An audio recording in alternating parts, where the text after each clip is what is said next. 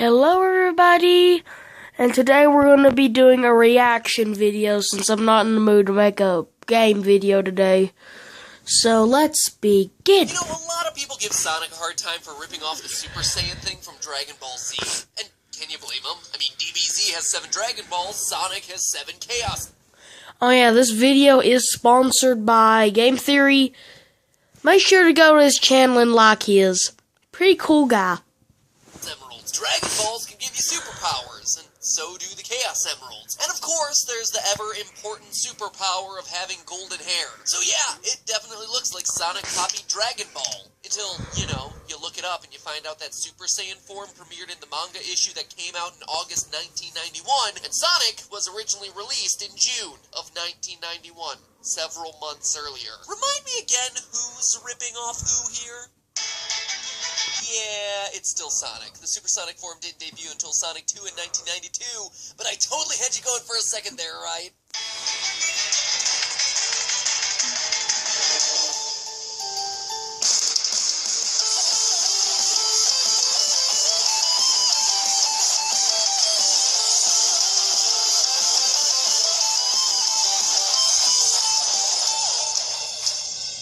Hello, Internet!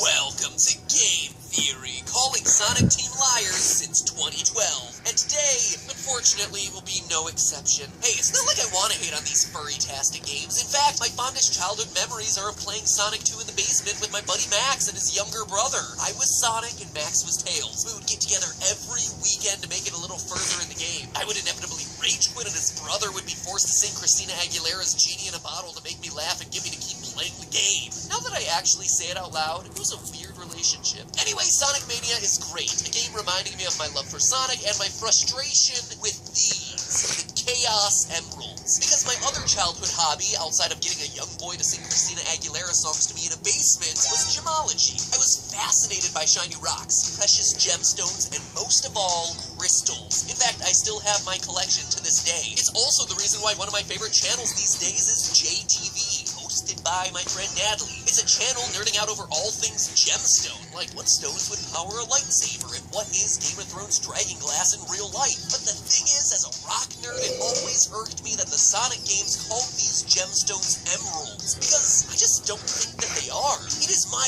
firm belief that the Chaos Emeralds aren't actually emeralds. I've just never had the time to actually research it before. Until today, because my job now is literally over-researching all the little details in video games that bothered me when I was growing up. So get ready, loyal theorists. This episode is a genie in a bottle.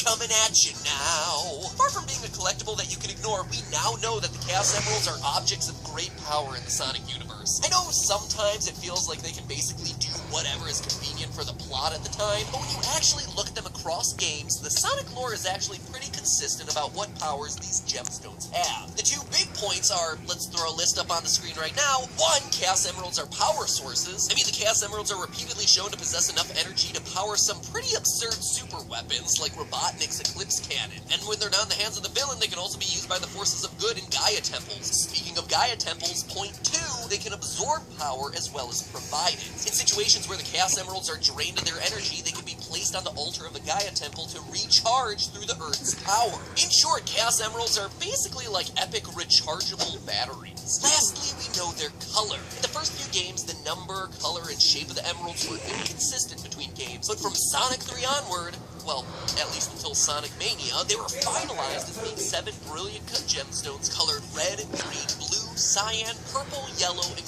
gray. And this was always the thing that bothered me as a kid. I thought emeralds were supposed to be green, but maybe I was wrong. So that starts us off with the question, what makes an emerald an emerald? Well, emeralds are classified as gemstones, and technically a gemstone is a crystal composed of a single mineral. But it just can't be any old mineral. Just like snowflakes are specifically a crystalline form of water, emeralds are specifically a crystalline form of the mineral called beryl. But there's a catch. You see, there are other gemstones besides emeralds that are also beryl crystals. For example, aquamarine is a super popular gemstone that, like an emerald, is a beryl crystal. So what makes a gemstone an emerald as opposed to aquamarine when both are formed by the same mineral? One word, color. Emeralds are green and always have to be green, getting their color from small amounts of chromium as they're being formed. So hey, good news! Pokemon taught us all one thing right. Emeralds are and will always be green. Bad news is that Sonic has been lying to us about that fact for literally decades, which means I can technically end the episode right now. At the very most, only one of the Chaos Emeralds can actually be an emerald. But hey, that's not a game theory. That's a game fact. Thanks for watching.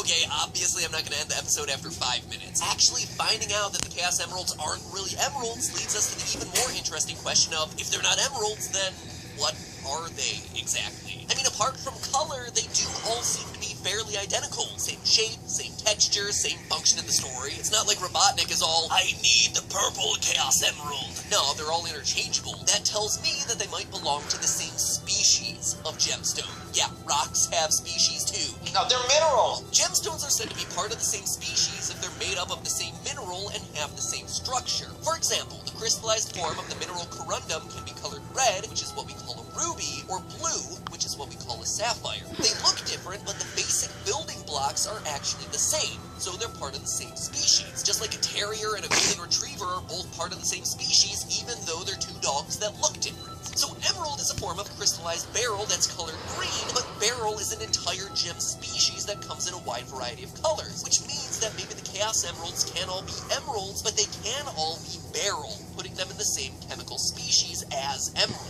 To find out for sure, though, we have to go down the color list. Green is obviously emerald. Yellow is heliodor, a form of crystallized beryl with a golden color. Teal is aquamarine, which I talked about already, getting its light blue color from iron 2+ ions. Adding a few more of those iron ions turns it darker, and you get yourself a blue beryl gemstone, Maxi. Max 6.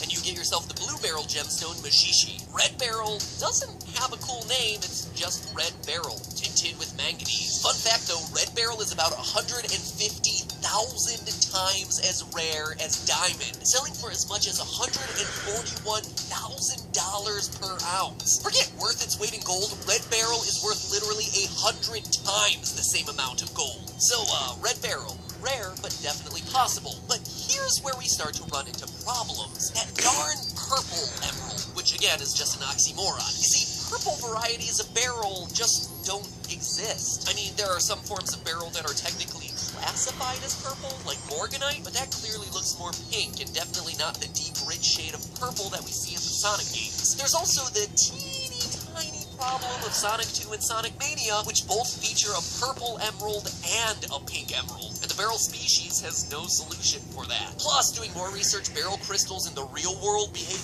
nothing like the ways we see Chaos Emeralds used in the Sonic games. I mean, when was the last time you saw an aquamarine gem used to power a weapon of mass destruction, or even a weapon of minor annoyance? Long story short, it doesn't look like Chaos Emeralds are in any way, shape, or form related to emeralds or its gemstone species. Which means we're back to the drawing board to find a gemstone species that does meet our requirements, that comes in a rainbow of 7 very specific colors, acts as a power source, and can be recharged like we see in the Sonic games. And those last 2 requirements are unusual, right? Gems that can charge my laser, be recharged themselves, seem like just a thing out of science fiction or because of video games. But in my research, I actually stumbled across a property of certain gemstones called piezoelectricity. Basically, when you squeeze or heat up the gem enough, it produces an electrical voltage. The exact way it does this is way too complicated to explain here, but suffice it to say, a crystal that produces electricity when heated or pressed on enough sounds like the exact sort of thing Robotnik would be looking for to power his Doomsday devices. This fact is actually supported in the comics. When the Sonic the Hedgehog comic revealed Sonic's origin with Dr. Robotnik, sorry, back then he was Dr. Avi Kintobar. He gets fused with a rotten egg and becomes Eggman later. That's no joke. Deep Sonic lore research gets to some really weird places. Anyway, the machine that helps make the Chaos Emeralds into what they are today is called the ROC, or Retro Orbiter Chaos Compressor. Compressor, i.e. putting pressure on the stones to get them to spit out electricity. Cool. So with that established, only 7 naturally occurring crystal families have this piezoelectric trait about them. But one of them, stood out.